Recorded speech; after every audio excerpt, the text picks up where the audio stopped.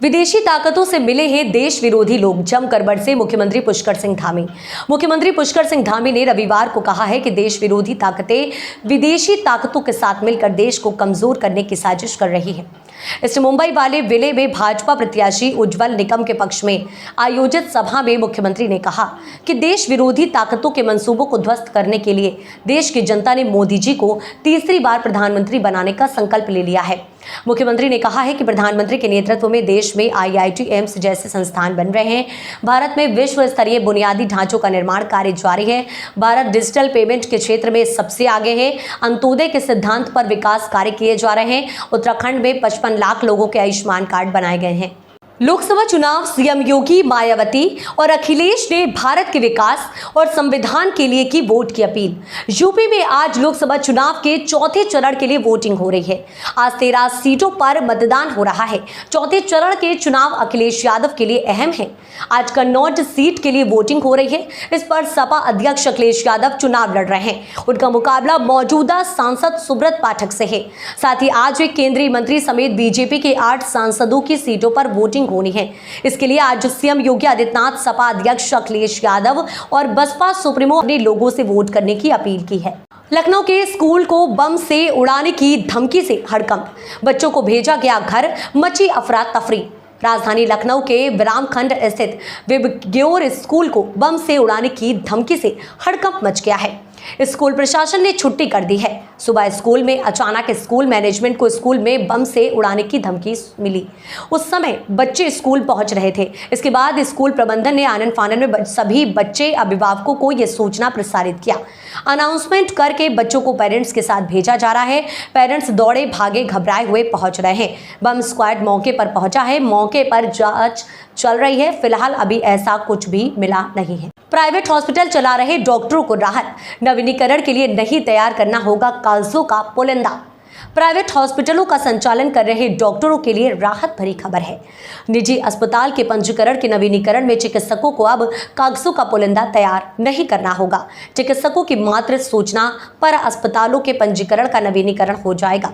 शासन ने निजी अस्पतालों के पंजीकरण के नवीनीकरण की प्रक्रिया को सरल कर दिया है। इसको लेकर हाईकोर्ट में मामला चल रहा है, जिसको देखते हुए शासन ने निजी अस्पताल संचालकों को बड़ी राहत दी है।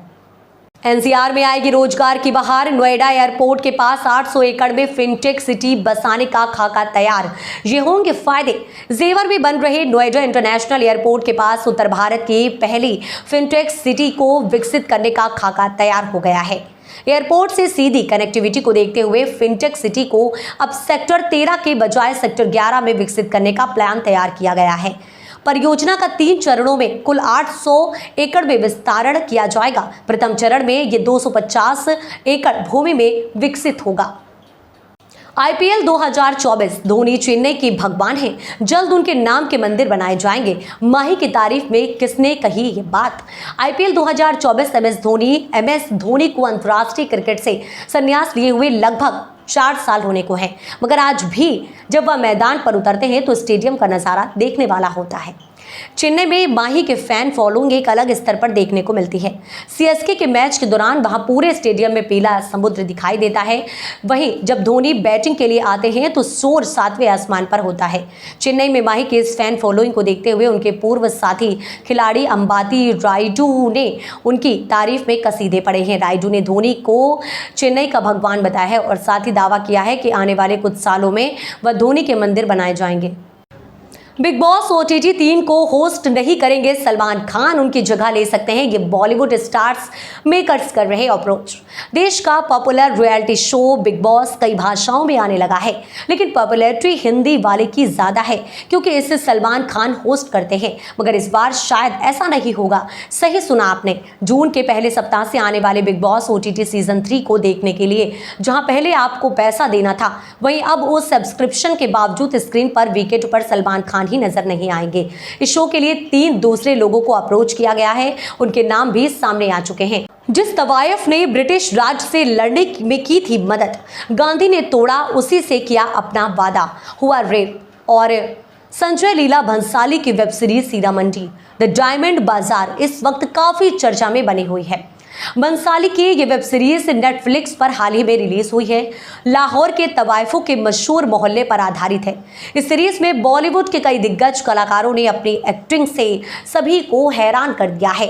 एक तरफ जहां बंसाली के इस बहुचर्चित सीरीज की जहां एक तरफ तारीफ हो रही है, तो वहीं दूसरी तरफ इसकी आलोचना करने वालों की कमी नहीं है।